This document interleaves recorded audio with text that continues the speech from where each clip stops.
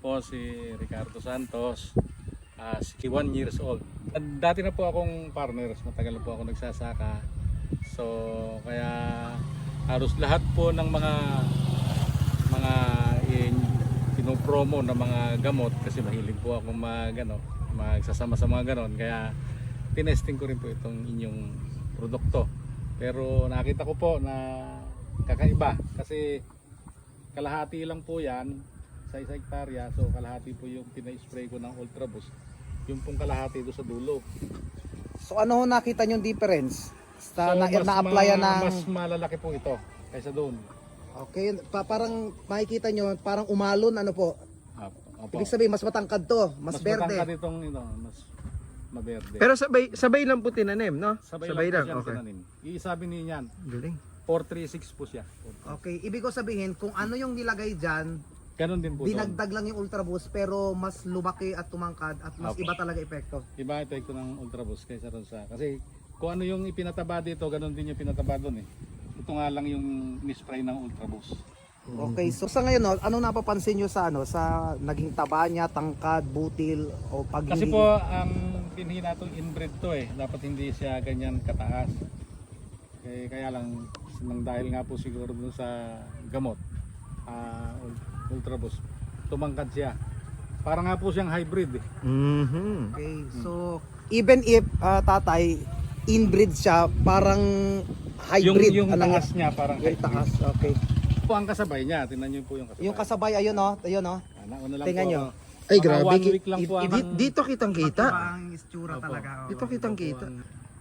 Ang ganda ng effect talaga na Ultra Boost. Ito kasing 5,000 square meter na to, makikita mo siya, para talagang umalon. Tumangkad siya compare sa hindi nalagyan. Galing. Pero itong straight na to, kung kayo po ay malapit dito, kitang-kita nyo, umalon siya. Parang nagkaroon ng biglang pagbaba. So, tatay, ano napansin nyo sa siksikan, sa pagiging green o sa tingin nyo po?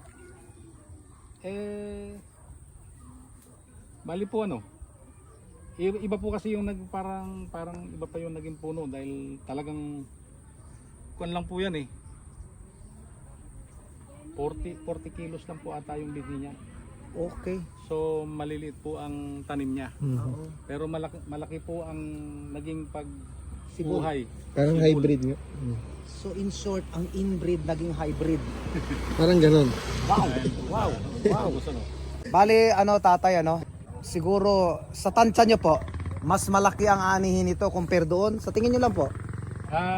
sabi po nung anak ko na nag-aalaga, dahil mas malaki po talaga itong So sa yield, sa ani, definitely ngayon pa lang kita nyo na so, mas nung malaki. Po, opo. As a farmer po, ire-recommend nyo sa mga kasamahan nyo. Ay, opo. So talagang hindi tayo mapapahiya. Sabi ko nga po sa kapatid ko kasi siya ang susunod na Hindi po kasi ako pirmi ang Okay. nag-aalili po kami ng kapatid. Sabi ko, ituloy mo yung organic farming para wag ka kumano yung lupa. So gamitan talaga ng product na prebiotic. So Kuya Rick, in general po, summary po, ano masasabi nyo sa Ultra Boost sa in-apply nyo? Sa tagal nyo na nagpa-farm. Kakaiba po siya. Kakaiba ang resulta ng Ultra Boost kaysa sa ibang organic. Pero ako po kasi talagang nag-ano na rin ako ng organic. Ayun, yun ang very good. Okay. Pero nakita nyo kakaiba sa lahat. Meron po siyang pagkakaiba. Okay. Ang maganda po tatay kasi dyan, sa napansin namin, hindi ho nilalapitan ng mga yung friendly, ang lumalapit yung mga friendly, Ako, mga insekto. mga insekto na friendly. Okay. So, thank you so Okay. much po. Maraming salamat po, Mr. Ricardo Santos. Wow, ito yung sinasabi ni Mang Ricardo na parang nagkaroon ng alon. So, mula dito, tingnan mo sa video, mula rito, papunta dyan, hanggang doon, ito yung nalagyan ng Ultra Boost. Kung makikita mo yung tangkad niya, tingnan nyo. Pinakamataas na hanggang dibdib ko. Okay? Yes. Ayan talaga yun. Ayan. Oo. Pinakamataas na dahon. Sa kabila. Sa kabila, ito yung kasabay na tinanim. Asing kasabay. Tingnan nyo po. Hanggang dito lang siya. So, Sabay. so hanggang dito lang siya. Ayan. Lupit. So yung isa hanggang dito. Ayan na. Pinakamataas yung dahon nakikita namin. Nakikita mo siya, parang nagkaroon ng alon. Biglang tumaas dito. And according to him, ito ay parehong binhi.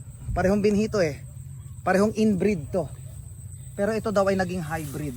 Itong area nito. Kitang-kita mo yung difference. Matindi ang Lalo kapag malapit ka, kitang-kita mo yung tangkad nito dito. yung inbreed nagiging hybrid. Yan o.